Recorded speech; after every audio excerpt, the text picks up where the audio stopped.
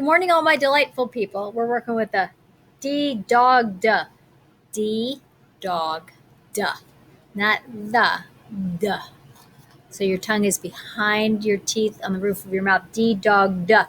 And I have a book called Raisin Dragons, and it's written by Jerdine Nolen and illustrated by Elise Primavera. And it is a fiction story, which means it's pretend, but it's really cute. Well, come on, I read only the best books anyway, so what am I saying? Here's Dinosaur Island. Check it out. Isn't that a great island? I love the volcanoes. So this is how the story goes. Here's my title page. If I just make sure it's in there. All right, now we've got it. There we go. It says, Pa didn't know a thing about raising dragons. He raised corn and peas and barley and wheat, sheep, cows, chickens, and pigs. He raised just about everything we needed for a life on a farm, but he didn't know a thing about raising dragons. Ma didn't know anything about raising dragons either. She made a real nice home for us, but when it came to dragons, she didn't even know what they wanted for dessert. Not me. I knew everything about dragons, and I knew they were real. At first, Pa thought the notion of dragons on a farm was just plain foolishness. I'm not too particular about fanciful creatures, and I don't have any time for make-believe, he told one day. So when Pa said he didn't want to talk anymore, I knew better keep my opinions to myself. I did my chores with my thoughts in my head at one end of the barn while Pa worked at the end with the other. I remember the day when my life with dragons began. I was out for a Sunday before supper walk. Near Miller's Cave, I came across something that looked like a big rock, but it was too round, too smooth, and not hard enough to be a rock. Carefully, I rolled it into the cave and went to fetch Pa. What do you think it is, Pa? An egg. A big egg, is all he said. Now, you stay away from that thing, daughter. No telling what'll come of it. I couldn't tell if Pa was more scared or worried. Now you just stay away. You hear me? He said, pointing a finger. Now, I always minded my parents. Never had a reason not to, and I tried to mind Pa now, but I couldn't stay away.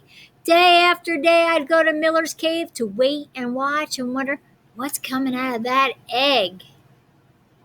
One night, I couldn't sleep. I got out of my bed, climbed out my window onto the porch Pa had made for me in the oak tree. But a loud noise broke the stillness of the night. Crack! It was louder than 100 firecrackers on the 4th of July. Crack! I heard it again. This time louder than before. It was coming from Miller's Cave.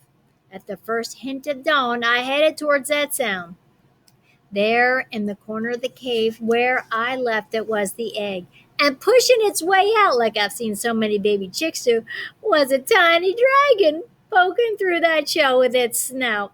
It was love at first sight. Hey there, little feller! Welcome to the world! I sang.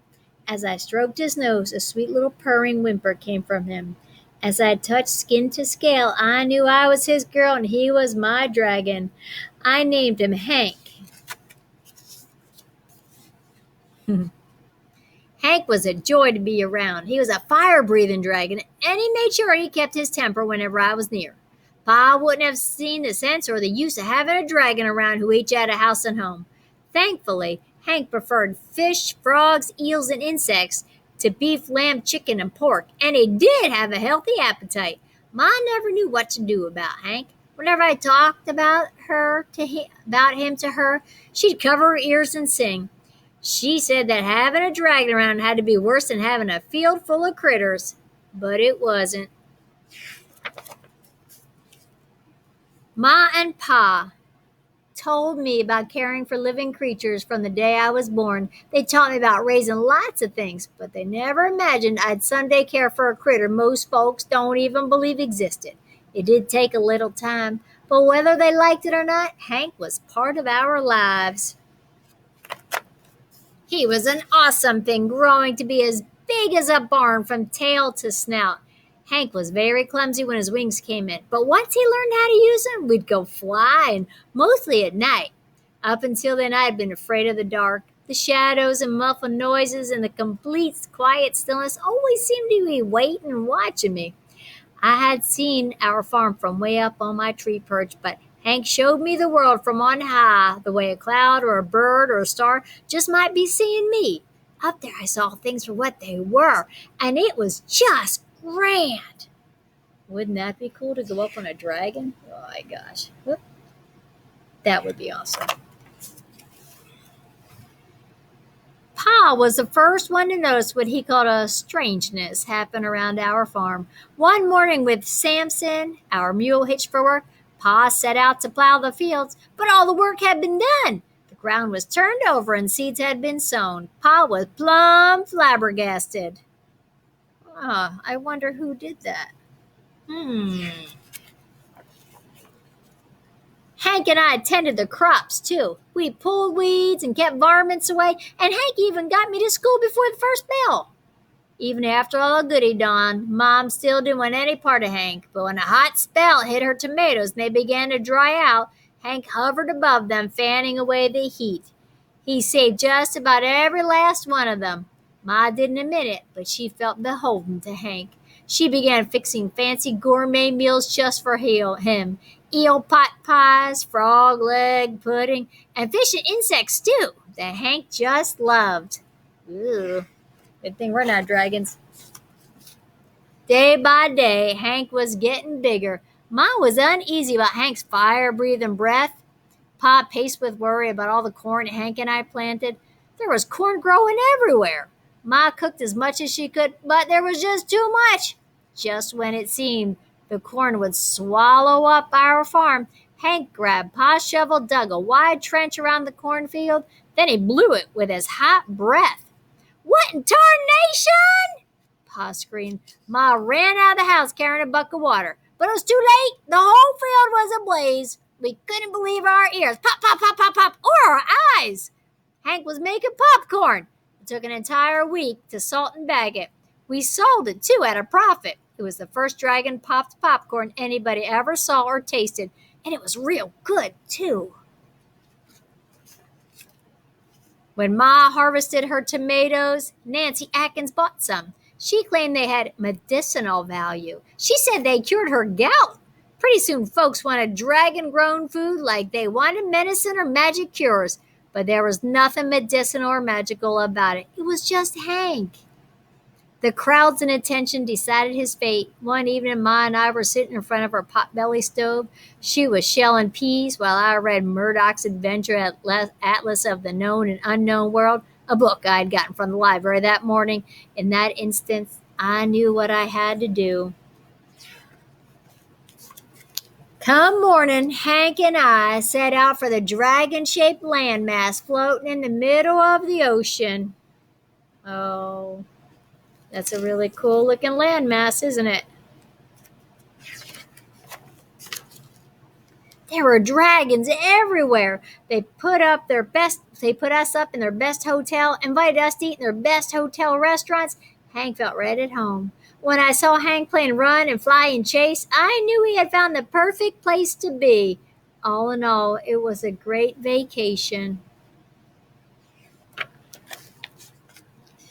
But at the end, it got real hard. I had to say farewell to Hank. Well, at least for now.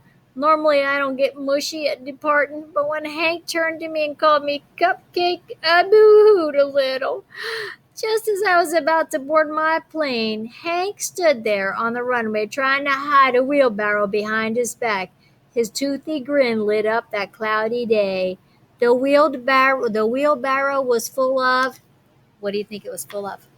What's in that wheelbarrow that Hank is giving the little girl? What do you think?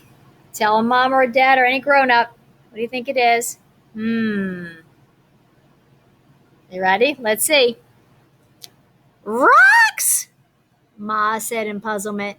"'Tain't rocks, Ma, they're eggs! Dragon eggs!" I exclaimed. Pa beamed right proud. Each egg looked different from the rest. One glowed, one glistened, another one flickered, and even one sparkled. I stood admiring the lot of them. Looking at those eggs, I thought about my Hank. For now he was out there somewhere in the world. I knew I'd see him again. Just when was the only thing fitting in my mind. But in the meantime, I knew what I had to do. The same way Pa knew that farming was in his blood, I knew that Raisin Dragons was in mine.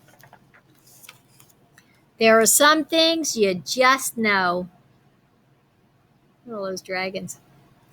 So that was called Raising Dragons. And it was for the letter D. D, dog, duh. And did you see the D and dragons? I love a good dragon. You know, I have that dragon hanging up by the door that says, "Go home."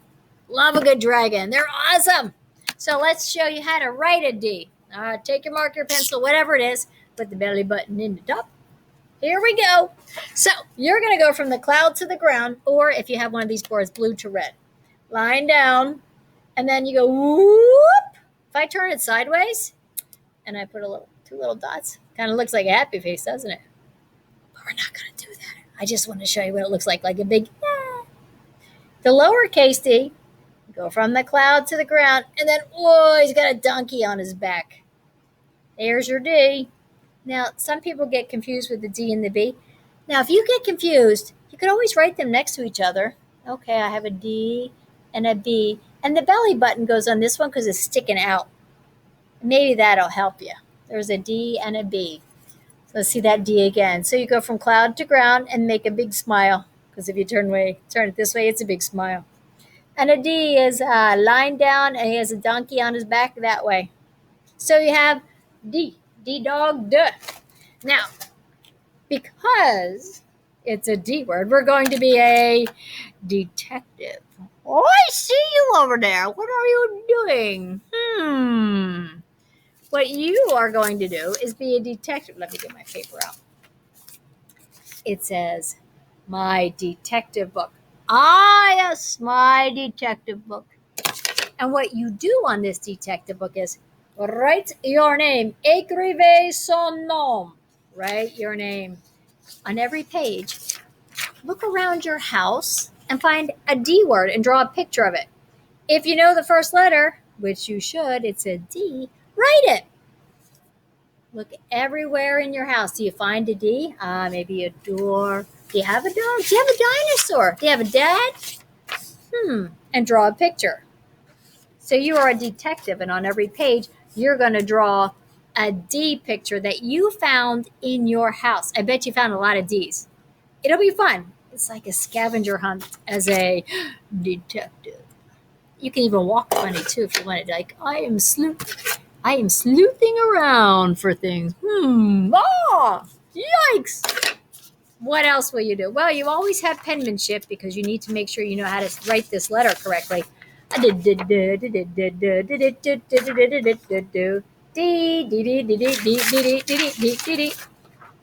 it begins with a D, please write the letter D next to it. What are our pictures? Anchor, dinosaur, lion, door, and doll.